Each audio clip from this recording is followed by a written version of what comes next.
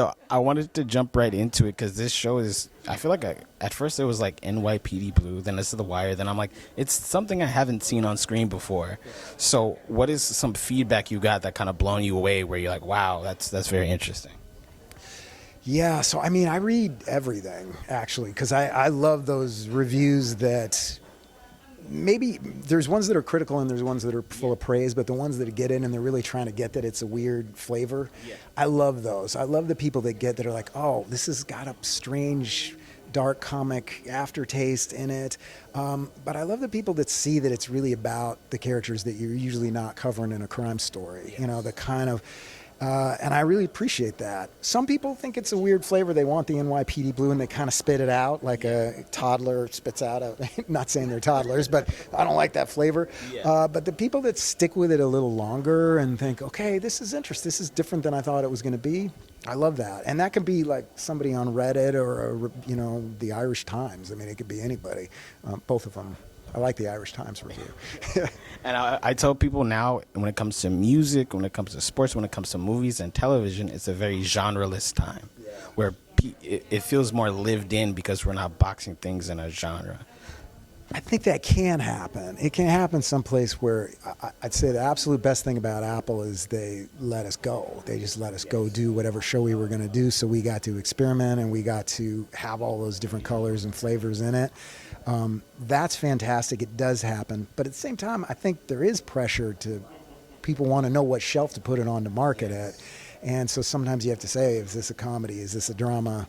And if the answer is no to either, you got to hope they watch a little bit. Yeah. What was very interesting too, like even the shootouts were shot differently than things I've seen. I'm a huge fan of westerns. I'm a huge fan of the 70s, 80s, you know, crime drama eras where the shootouts were just, it's iconic. Yeah, this is an awesome question. So these guys aren't badasses. They're not great at this. And I want people to watch it and be forgiving of people that are not professional criminals. They haven't been in a lot of shootouts.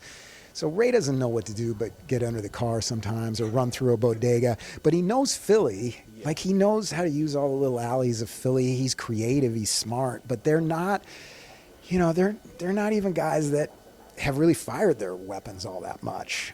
So I wanted that kind of messiness and sloppiness to come through because I feel like we have a million examples of people being badasses and being the best they can possibly be. I wanted to know what happens when somebody who, you know, doesn't want to fire their gun has to fire their gun. I like that aspect of it too, where it's amateurish, but they're learning on the fly. That's a big part of it. That's a cool part of it. I mean, I was lucky enough to work on, you know, the Batman where Batman lost. You know, I mean, nobody really talks about the Riddler got him in that one, and it's supposed to be his beginning and his learning and moving on from that. But to me, it's really a bonding experience to watch a character try to figure something out and not already know it. Like, we have enough people already supposedly knowing it. I wanted to be with them on the ground and learn it. And last question. You know, I feel like there's a new infused fandemonium about films and TV shows. People know the last detail, right? So how do you deal with that? I guess on a personal and professional level, where people ask you constantly about the Batman, or they're asking about this show and they want to know every detail. Where it's like, I can't tell you that because that's giving away part of the magic trick. That is what I do on that. I mean, I would say on the Batman, I learned so much from Matt. Like, we were in a room together for months writing it, but for some reason, everybody thought I was on the next one, and I'm not. So I can get out of answering questions and saying, honestly, I don't know. I really don't. Questions about the doing it, though, is I like that people are thinking that closely about every little thing, and I like that people are really paying attention to what's canon and, you know, what all the backstory of all those characters. And I like that I've gotten to be on a few movies where people do that. It's been really fun. It's the most fun part about it because that's who we're doing it for. Yeah. And then, actually, one more question. I apologize. Could there be an anthology series based on this? I know that's very popular. On Dope Thief? Yeah. Oh, yeah, totally. I mean, the door's open if we wanted to because the same way Manny and Ray are kind of trauma bonded. That's the same trauma that Mina and Ray go through at the end.